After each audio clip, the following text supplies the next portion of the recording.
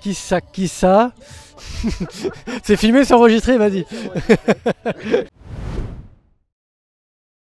Je retiens une première mi-temps assez difficile parce qu'on avait une bonne opposition de la part de l'équipe d'Arcachon qui mettait beaucoup d'intensité dans les duels. Mais au fur et à mesure du match, effectivement, on a pris un peu l'ascendant, notamment en seconde mi-temps. Dès qu'on a marqué le premier but, on a vite senti que l'équipe d'Arcachon, physiquement, n'allait pas tenir le coup. Donc voilà, les attaquants ont été plutôt efficaces, donc c'est intéressant. Mathieu Villette qui marque son petit but. On a vu beaucoup de dangers dans la profondeur, c'est ça qui était intéressant, notamment Villette et Etondé ont été assez intéressants à ce niveau-là. Au milieu, Audru et Diop ont été largement au niveau, que ce soit techniquement ou physiquement, dans les duels, ils étaient présents. Derrière, on a senti quand même encore quelques difficultés, quelques lacunes, notamment entre les pistons et les arrières centraux côté.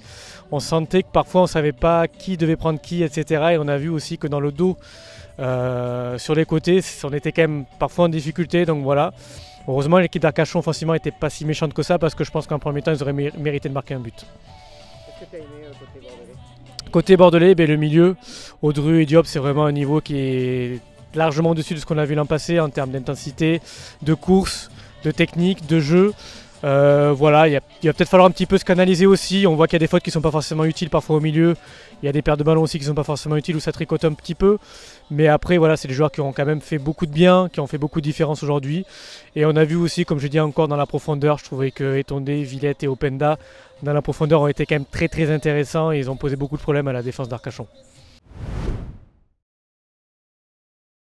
On l'a trouvé assez percutant, c'est un joueur voilà, qui par sa vitesse et sa puissance forcément fait les différences.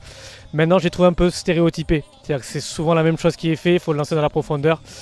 On verra après s'il arrive un petit peu à faire varier son jeu parce que ses centres étaient toujours en retrait aussi. Ça a apporté ses fruits aujourd'hui, mais c'est vrai que il avait souvent les mêmes situations et il faisait souvent la même chose derrière. Donc il va falloir qu'il fasse varier un peu plus son jeu, sinon ça risque d'être très vite le joueur. Les 2-3 premiers matchs, il va être intéressant et après, les défenses sauront comment le prendre. Extra a fait son travail, il a passé une soirée tranquille, même si il a quand même eu un face-à-face d'entrée dès la première minute, hein, où on sent très bien que l'équipe, le pressing n'était pas très bien ordonné et Griot a perdu un duel et du coup l'attaquant d'Arcachon s'est retrouvé seul face à Extra qui a joué très très bien le 1 contre 1. C'est l'une de ses qualités en règle générale. Après, il n'a pas été trop gêné sur les centres, les prises de balles, etc. Il a bien aussi géré son jeu au pied. Donc voilà, il a fait correctement son match. Et pourtant, c'est vrai qu'on a senti quelques fébrilités, comme je l'ai dit, de la part de la défense, notamment des deux centraux côté, voilà, que ce soit Ndouenlé et du côté aussi des Griots, notamment en seconde mi-temps avec Jousselin, qui était pas du tout à son aise. Voilà, on a senti quand même par moment un petit peu de flottement, mais lui s'est pas laissé du coup, on va dire, prendre par ça. Ouais, on sent qu'ils ont mis du temps à rentrer dans le match pendant la première demi-heure de jeu. Quand même, on s'est beaucoup fait bousculer par l'équipe d'Arcachon, qui était vraiment une opposition très intéressante pour une équipe de N3. Je pense que c'est une équipe qui va plutôt jouer au tableau de N3 en plus, donc c'est très intéressant. Il y avait de bons joueurs de ce côté-là, et en termes d'intensité, c'est vrai que sincèrement, au début du match, on perdait beaucoup de duels. On était quand même bien en difficulté durant les 25 premières minutes, demi-heure de jeu. Et au fur et à mesure, notamment en fin de premier temps, on était beaucoup plus haut, on récupérait mieux les ballons.